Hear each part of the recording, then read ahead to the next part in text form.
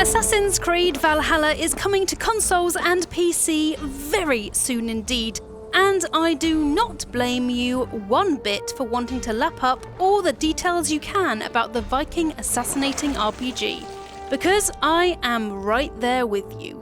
First up, big thanks to Tom Phillips at Eurogamer, as this video is based on his preview, which you can read on the Eurogamer website right now. We at Eurogamer spent 6 hours with Assassin's Creed Valhalla and learned a lot of new details about the abilities Eivor has, new locations you'll be visiting, which might come as a bit of a shock to you, no joke, and a Destiny-like alteration to a certain something in the game. I'm being enigmatic, I know, but there's simply so much to cover when it comes to Assassin's Creed Valhalla, so let's get started. Here's 21 new details you won't want to miss in Assassin's Creed Valhalla. So, the name of your settlement is RAVENSTHORPE, where most of Valhalla's other main missions will begin. And it's much, much more than just a home to Eivor. Here you can erect new buildings, pet dogs, get tattooed, assassinate a training dummy over and over again, check out how your people are doing and what they want, add decorations, and do some flighting. Thrillingly, there's not just Vikings here in Ravensthorpe, as you also have travellers from further afield who have settled down with you, like a Roman and a merchant from China. As evidence of international trade has been found in real-life Viking graves, this is a fantastic nod to how historically Vikings did have trading routes throughout the globe. I just love it so damn much. Ravensthorpe will be your portal to not only other English locations, but those much further afield. And by further afield, I mean pretty much as far as you can get. By communing with your seer, you can explore multiple myth worlds involving the Norse gods. So that means you'll be using the Bifrost and visiting Jotunheim if you want to. Sign me up. Oh, and if that wasn't quite enough for you, Ravensthorpe will also be your staging ground for a journey to North America. And my gut tells me that North America is likely going to be another small realm for you to visit. Eivor might be running into Native Americans during their travels, which would be one hell, or should I say one Helheim, of a team-up. So, as you know already, Assassin's Creed Valhalla is all about the Vikings settling in England, with our main character Eivor leading the charge, both metaphorically and literally. At the beginning, your settlement will be in the baby stages with not much going for it, to be honest. And you're not much different.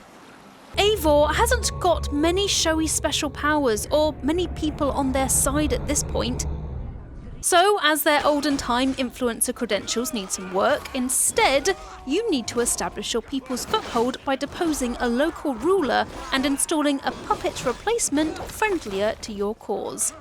You're going to be meddling in local politics a lot if this is any indication to go by, as at this point in history, England was made up of multiple kingdoms instead of being ruled by one central monarch. I sense that might change during the course of Assassin's Creed Valhalla, but until then, prepare to pull those strings as you install puppet leaders sympathetic to the Viking way of life. Customizing appearances isn't restricted to just Homo sapien Eivor, as you're also able to alter how your raven sign in and your horse looks at the combined stable and aviary. Nifty. Eivor covers a fair bit of ground during the game, and right at the very beginning they meet their brother Sigurd. So Eivor has family in Assassin's Creed Valhalla that oh so thoughtfully have come over to England with them. Oh no, I'm already dreading a story beat where there be an imminent danger. That might be me getting a bit too overprotective of fictional characters, but I'm gonna have a big fat told you so moment if it happens, before breaking down into tears. Hey, come on, be sympathetic. That's my brother we're talking about. At the stable and the aviary, you not only get to change the look of your horse and sign in, but you can also go to the riding trainer and buy upgrades to your horse's abilities. letting your mount swim in water, up their health, or increase their endurance. This system is a lot clearer than Odyssey's introduction of passive perks for your horse, so I'm definitely a fan. Look, this is a fact. We all know it's true. Getting to your main mission objectives is never easy in an RPG, so there are, of course, numerous distractions and other activities to tempt you off the beaten track, all of which have been made more mysterious by appearing only as glowing dots on your map until they're investigated more thoroughly. Unlike in Odyssey, these activities aren't even marked up by question marks, possibly because the glowing spots are a bit more subtle on the map. Still gonna hunt them all down though. During quests, you can go in very loud and fight everyone face to face and quite possibly die horribly, but assassinating is a big part of Valhalla. Shocking, right? That means that if you want to stay sneaky, you're going to be picking off guards dotted around the battlements, highlightable using EIVOR'S eagle vision-like ODIN sensibility, while trusty Raven Sign-In can scout from the air. It's difficult to judge Valhalla's suite of abilities from this early look, though, fair warning to those of you who have gone in hard on Assassin's Creed Odyssey, it was jarring after being used to a fully powered up demigod Cassandra to be in control of a very much human Eivor with a few points installed in her own skill tree.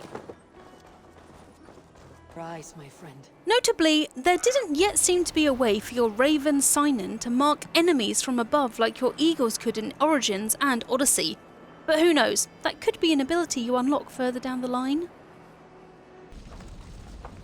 Alright, so Valhalla has an enormous web of upgradable skills and stat upgrades which sit in your character menu. It is a video game after all.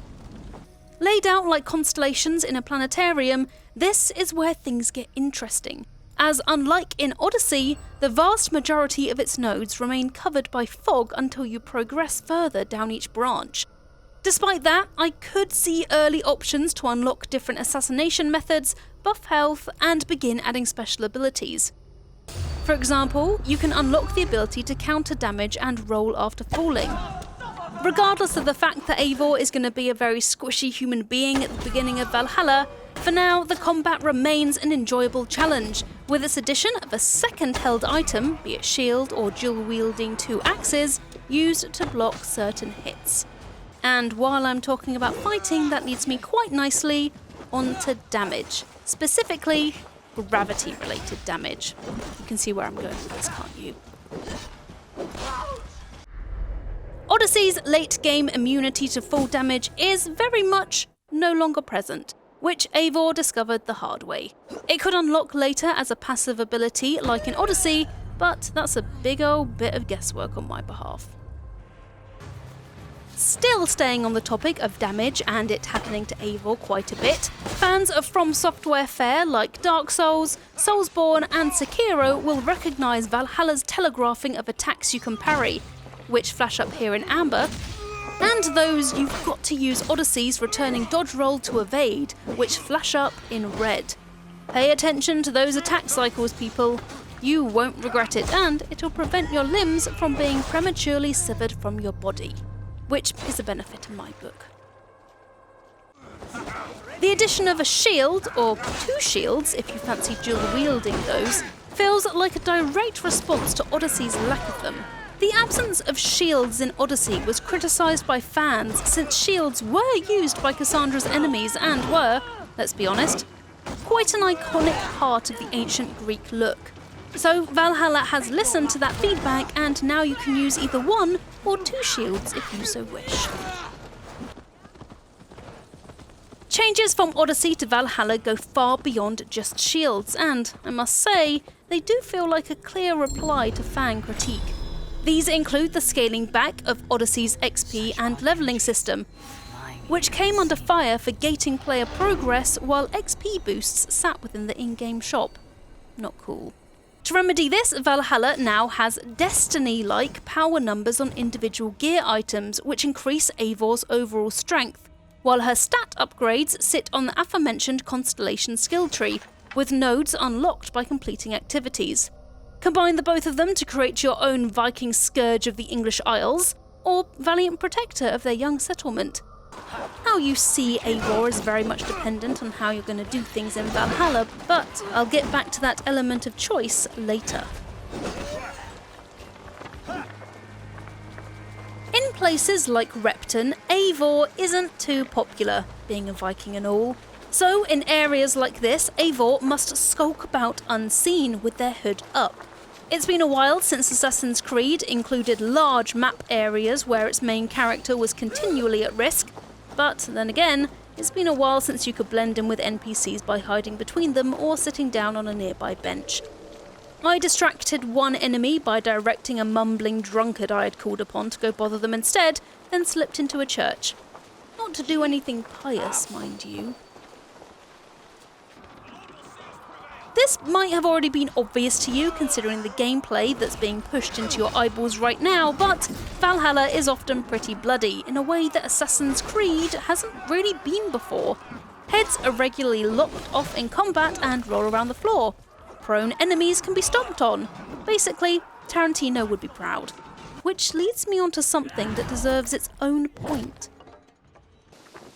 Later assassination abilities give, get this, a Mortal Kombat X-ray view of your hidden blade sliding into people's skulls. That's it, that's the point. That's stone cold awesome! And grisly. But awesome! When it comes to how much narrative choice you actually have in Valhalla, it's kind of difficult to tell how much impact you're actually going to have on the story. For the end of the main story arc, I got the sense that this final scene could have played out a couple of ways, though it's difficult to say how much the few dialogue choices I got over the course of the arc really affected how things played out. Rather than an expansion of Odyssey's branching narrative choices, Valhalla feels, in this sequence at least, to have pared things back. The dialogue options I saw were all similar feeling responses, with no further follow-ups or lines of questioning. So we'll have to see how far your influence on the storyline goes, as it could be that this early on you can't have that much influence because you're simply not that big of a deal. Despite the goriness and the political machinations, an element from Odyssey I was pleased to see remain is its light-hearted and bawdy tone compared to the straight-faced origins. Rest assured, Valhalla does not let the opportunity for an Ivor the Boneless gag to slide. I'll leave your imagination to that one. Most men choose to be loud or stupid. Impressed that you managed both. At altars across England, you'll be asked to make offerings of various items, like animal parts. Sounds like this feature leans into EIVOR'S hunting skills and the idea that you're scavenging from the land, though I'm not entirely sure what happens once you bring the readily dismembered sacrifices to the altar. I assume you get a buff of some kind or an ability point. Either way, neat. EIVOR isn't particularly popular with all the turmoil they're bringing to the English Isles, so it does stand to reason that certain people want to put a stop to you. You'll get a quest every now and again that says you're about to be hunted, and if you don't burn the kill order in time, zealots will track you down and do their damnedest to kill you. It sounds like an alteration of the mercenaries system from Odyssey, one that gives you a bit more power to preemptively stop mercs, or zealots in this case, from trying to put your head on a spike. Oh, come on. Can't we just be friends? In a nod to Red Dead Redemption, many of the side stories I found consisted of short vignettes with odd characters found in specific places, and each were wrapped up within minutes. I ventured into a burning building to help find a couple of brothers' lost treasure, only for them to realise they had the item all along. I helped a group of armed nuns escape into the next county. I consoled a young girl whose father had left for battle and never returned. I ate a mushroom I found on a mountainside and followed a psychedelic hallucination of seals to complete a simple puzzle. And I hunted snakes to give a strange woman their eggs, for seemingly no reason other than a fart joke. Okay, I guess. Ubisoft has spoken previously of changing how side quests work for Valhalla, and that these world events make more sense for EIVOR as an invader than longer quest lines.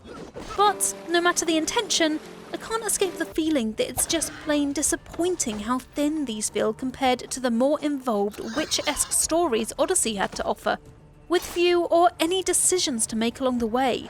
It remains to be seen whether any of these characters return, or if the missions involving characters in your settlement end up filling the gap. I really hope they do, because having side quests being this short for the entire game just doesn't feel right. And that's 21 new details you won't want to miss in Assassin's Creed Valhalla.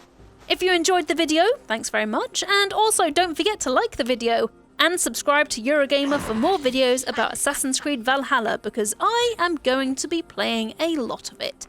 Plus, we have a new video out every day, so there's always something to watch.